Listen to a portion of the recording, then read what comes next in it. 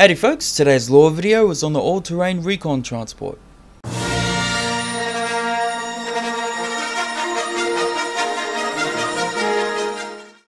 The predecessor of the All Terrain Defense Pod and All Terrain Scout Transport, later used by the Empire, the All Terrain Recon Transport, or ATRT, was a light walker designed for a single pilot to operate. The thing that struck almost anyone when they first saw one of these vehicles was how exposed the pilot was. There was no rear armour and precious little at the front. As with the troops who manned the spotter towers aboard the HAVW A6 Juggernauts, the vulnerability of the ATRT pilots was stubbornly and proudly worn as a badge of honour.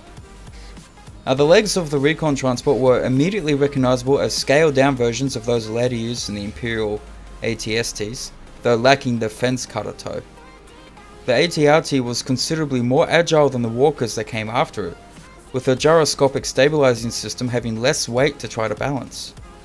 As was clearly shown on Ryloth, Umbara and many other battlefields, this allowed the ATRT to leap across crevices and over trenches. Keeping fast and mobile was one way the pilots could make up for the lack of armour.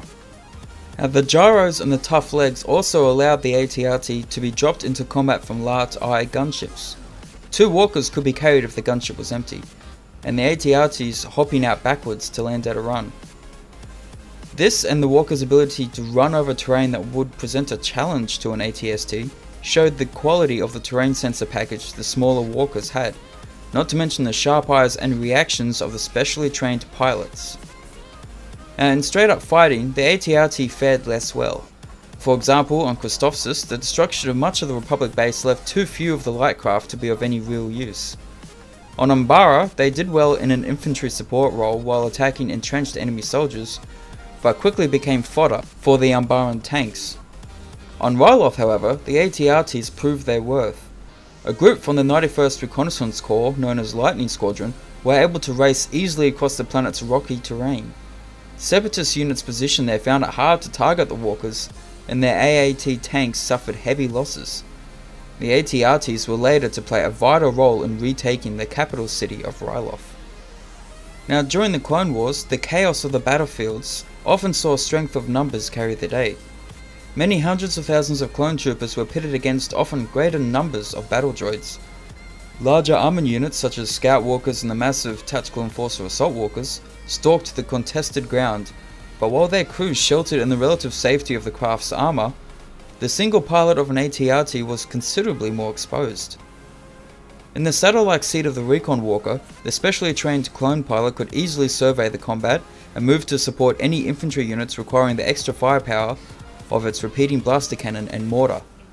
These could be brought to bear quickly, with the nimble walker having a top speed of between 70 and 90 km an hour depending on the terrain. It also could leap surprising distances.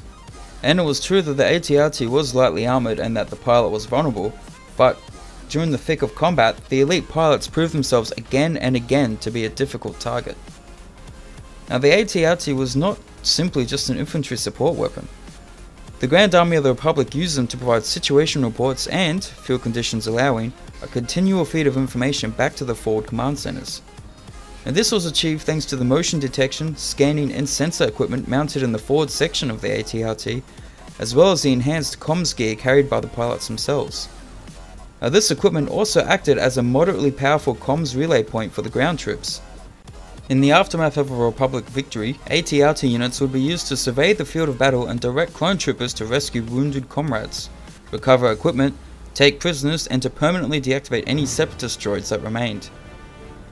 Beyond its battlefield duties, the ATRT was used in reconnaissance and patrol, both to back up clone troopers and in packs with other ATRT units.